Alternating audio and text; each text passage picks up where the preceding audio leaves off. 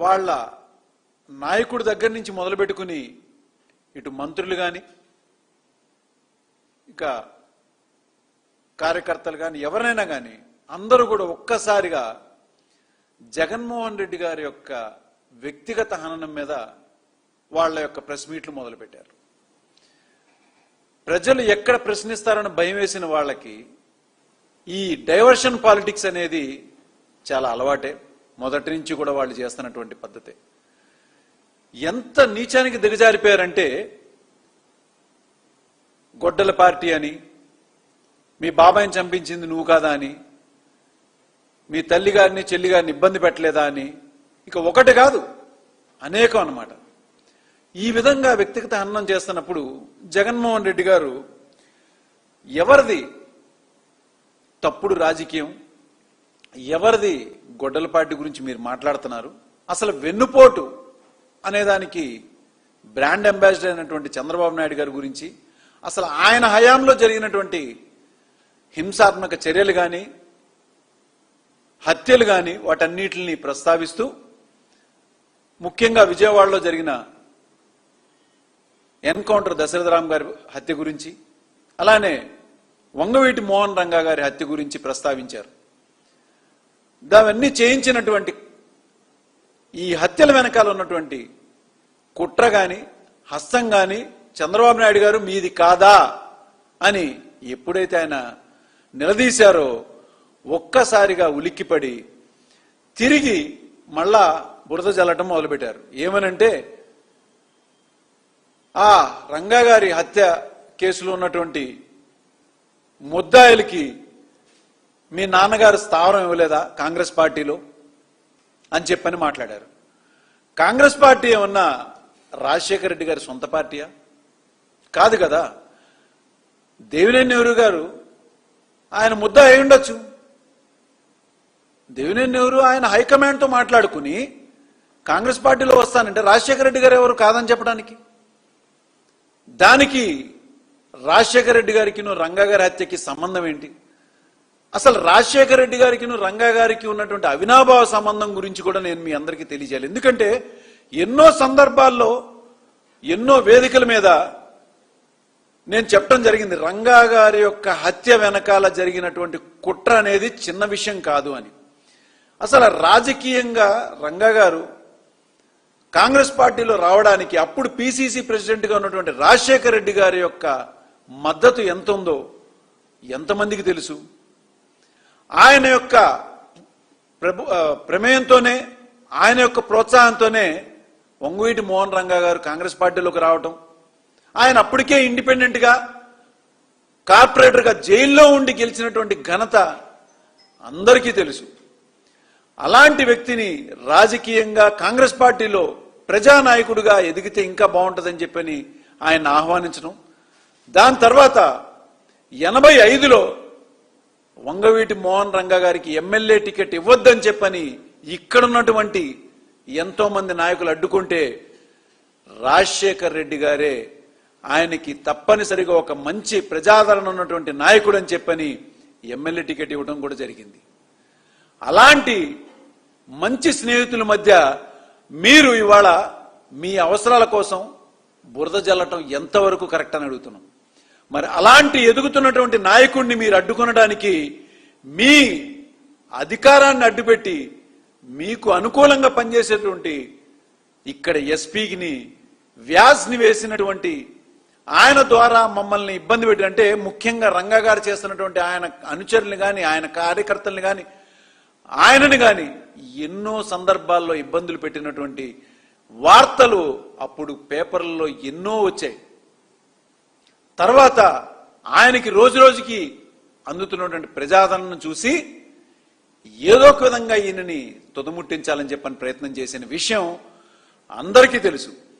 మరి అదే వంగవీటి మోహన్ రంగా గారు నిజంగా రాజశేఖర రెడ్డి గారితో కన్నా ఇబ్బంది ఉండుంటే ఆయన అసెంబ్లీ సాక్షిగా స్వయంగా రంగా గారే, అదే ముఖ్యమంత్రి ఎన్టీ రామారావు గారు ఉన్నారు, అక్కడ చంద్రబాబు నాయుడు గారు ఉన్నారు, మిగతా మంత్రులందరూ ఉన్నారు, హోమ్ మినిస్టర్ కోడెల శివప్రసాద్ ఉన్నారు, అందరు ఉండగానే అదే అసెంబ్లీలో ఆయన ఏం చెప్పారు? ఈ ప్రభుత్వం నన్ను చంపడానికి కుట్ర పన్నింది, నాకు ప్రాణహాని ఉంది అని ధైర్యంగా చెప్పారు.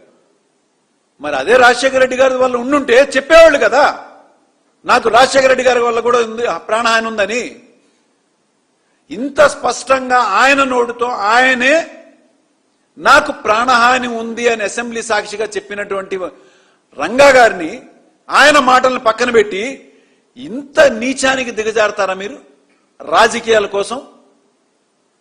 నాకు సెక్యూరిటీ ఇవ్వండి అని చెప్పని ఆయన చాలా స్పష్టంగా అడిగారు.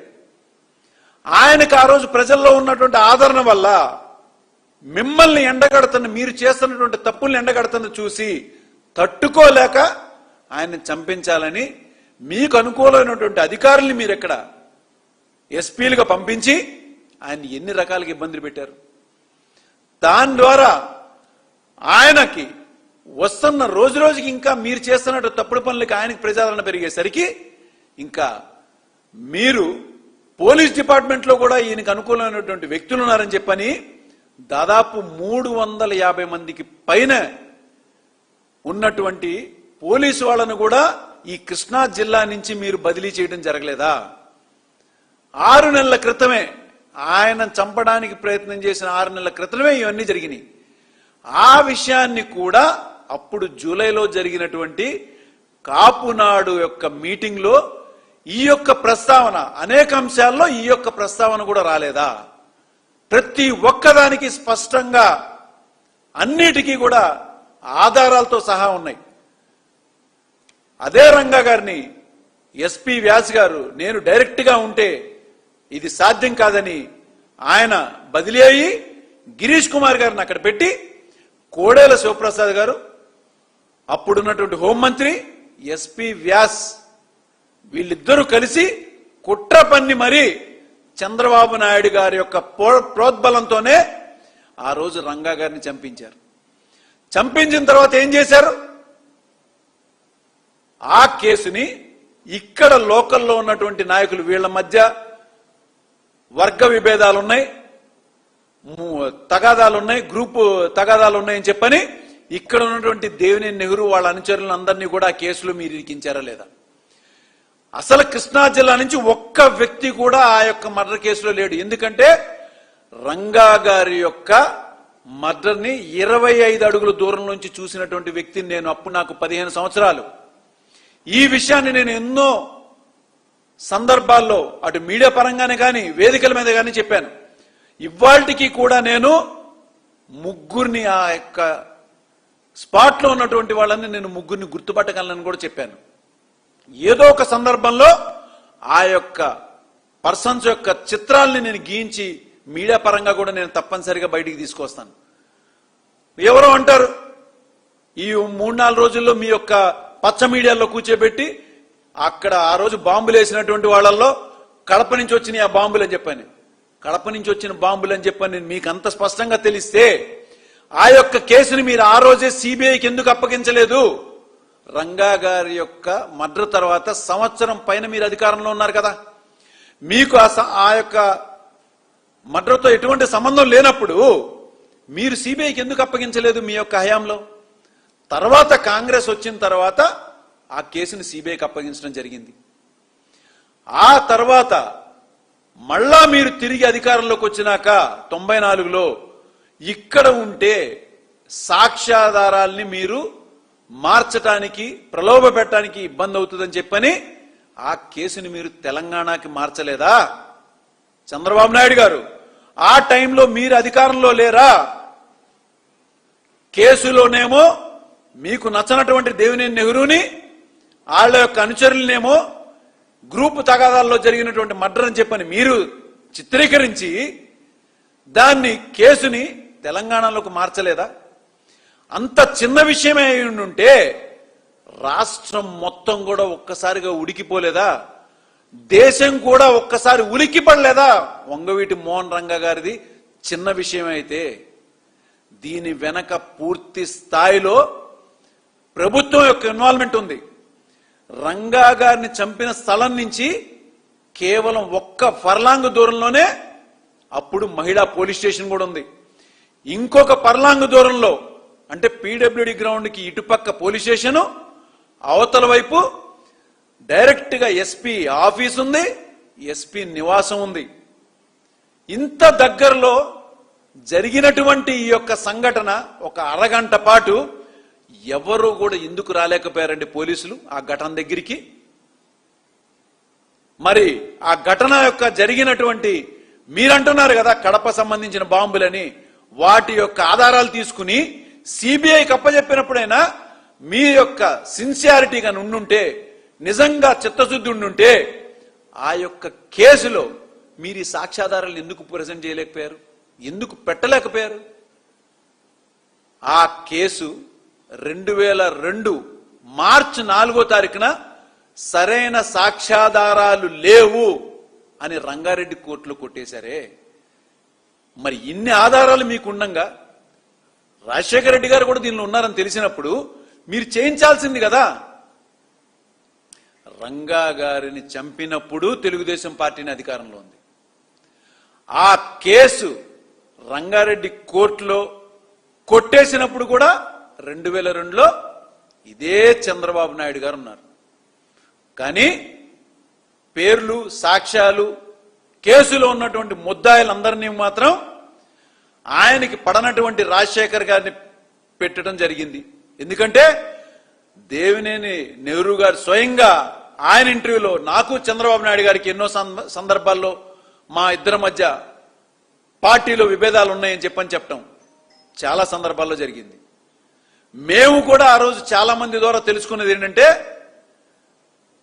ఆ రంగా గారి యొక్క మర్డర్ జరిగేంత వరకు కూడా ఇక్కడ లోకల్లో ఉన్నటువంటి ఎటువంటి వ్యక్తులకి కూడా సంబంధం లేకుండా, ఇన్ఫర్మేషన్ లేకుండా జరిగింది. ఆ విషయానికి మాకు పూర్తి ఆధారాలు కూడా ఉన్నాయి. అందుకనే మేము సిబిఐకి అప్పచెప్పమని చెప్పి ఆ రోజు కుటుంబ సభ్యులందరం కూడా నిరాహార దీక్షలో కూర్చున్నాం. మరి అదే సిబిఐ కేసులో మీరు ఎందుకు న్యాయం జరగనివ్వకుండా అడ్డుపడ్డారని చెప్పని మేము ఇవాళ ప్రశ్నిస్తున్నాం. మీ మీద బురద పడుతుందని చెప్పని, మీరు ఎక్కడ బయటపడతారని చెప్పని ఇవాళ ఆ కేసుల్ని ప్రలోభ పెట్టుకుని మీ యొక్క అధికారాన్ని ఉపయోగించుకుని కొట్టేయించిన తర్వాత ఇవాళ మళ్ళా ఆధారాలు లేవు కదా అని చెప్పని ఇటు రాజశేఖర రెడ్డి గారి మీద, జగన్మోహన్ రెడ్డి గారి మీద మీరు బురద జల్లటం అనేది ఎంతవరకు మీ యొక్క, అసలు మీకు కొంచెం కూడా సిగ్గు లేదా అని అనిపిస్తుంది. నాకు చాలా బాధగా అనిపిస్తుంది. ఇలాంటి నీచమైన రాజకీయాల మీరు చేస్తుంది. ఒక గొప్ప నాయకుడిని మా అందరికీ అందుబాటులో లేకుండా చేసింది కాకుండా ఇవాళ ఆ యొక్క మర్డర్ కేసును కూడా ఎదుటి వాళ్ళ మీద తోసేసి చేతులు దులుపుకుందాం అనుకుంటున్నారు. ఇంత నీచమానికి మీరు ఒడిగడుతున్నారంటే రాజకీయంగా ఎలాంటి స్థాయి కన్నా దిగజారుతారనేది ప్రజలు కూడా ఇవాళ గమనిస్తున్నారు. ప్రతి ఒక్కడికి తెలుసు ఆ రోజు ప్రతి గుమ్మం తలుపు తట్టినా కూడా రంగా గారిని చంపింది ఎవరంటే తెలుగుదేశం పార్టీ అని చెప్పని చాలా స్పష్టంగా చెప్పగలరు. ప్రభుత్వం యొక్క పూర్తి సహకారం ఉంటేనే, పోలీసుల యొక్క అండదండలతోనే, మీకు సంబంధించినటువంటి మీకు అనుకూలమైనటువంటి అధికారుల ద్వారానే ఈ చేయించారని చెప్పని చాలా స్పష్టంగా ఉంది. ఇంకా ఎంతమందికి మీరు మాయ మాటలు చెప్పి మీ యొక్క మీడియా ద్వారా మీరు అబద్ధాల్ని నిజాలు చేద్దామని చెప్పని ప్రయత్నం చేస్తున్నారు. మీరు కాదా ఆ యొక్క మర్డర్ కేసులో ఉన్నటువంటి ముద్దాయిలకి ఎమ్మెల్యే సీట్లు ఇచ్చింది? తిరిగి ఇవాళ మళ్ళా జగన్మోహన్ రెడ్డి గారి మీద మీరు బురద జల్లటం మొదలు పెట్టారా? అసలు ఆ సిబిఐ ఎంక్వైరీ కన్నా కరెక్ట్ గా జరిగి ఉంటే, ఆ రోజున రత్నకుమారి గారు కన్నా నిలబడి ఉంటే